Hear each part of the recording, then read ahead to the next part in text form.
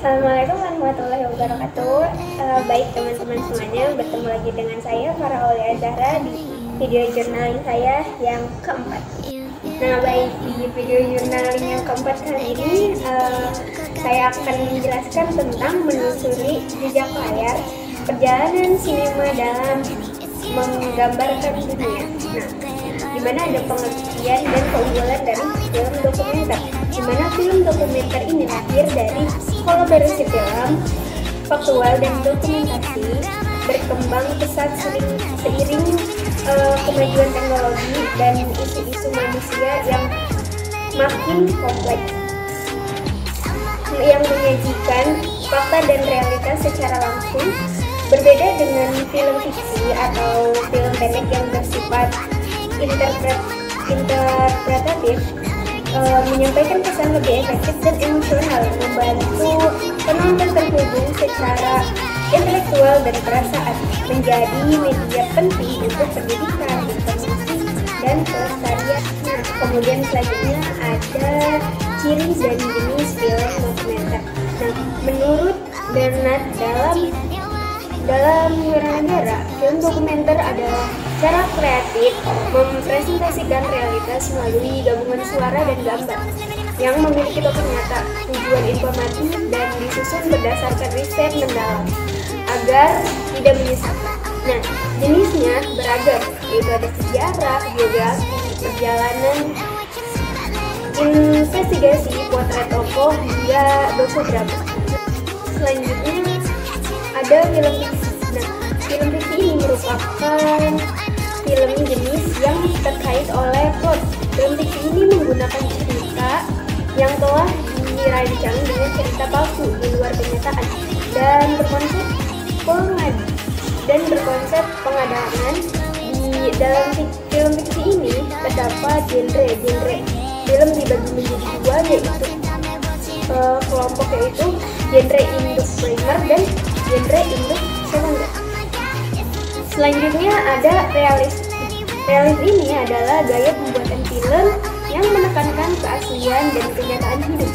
Pendekatan ini berupaya menampilkan peristiwa, karakter, dan latar sebagaimana adanya agar penonton merasa dekat dengan realitas. Klasisisme adalah aliran seni dan sastra yang menekankan rasionalitas, keteraturan, dan keindahan ideal berakar dari budaya Yunani dan Romawi kuno, yaitu muncul di Prancis pada abad ke-17 sebagai reaksi terhadap gaya barat dan rasionalis yang dianggap berlebihan. Menurut Renwellet dan Austin Wern, klasisisme ini berfokus pada aturan estetika universal, harmoni, keteraturan, dan kesederhanaan, sedangkan Agors menekankan peran akal budi di atas emosi.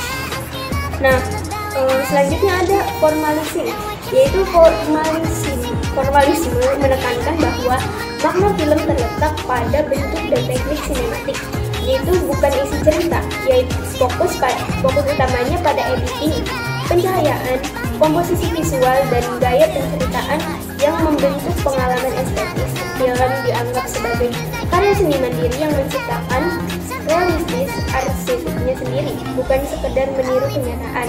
Kesimpulannya adalah sejarah film dokumenter menunjukkan bahwa sinema berawal dari keinginan manusia untuk merekam kenyataan secara objektif dan berkembang menjadi media reaksi sosial yang memadukan unsur fakta dan estetika.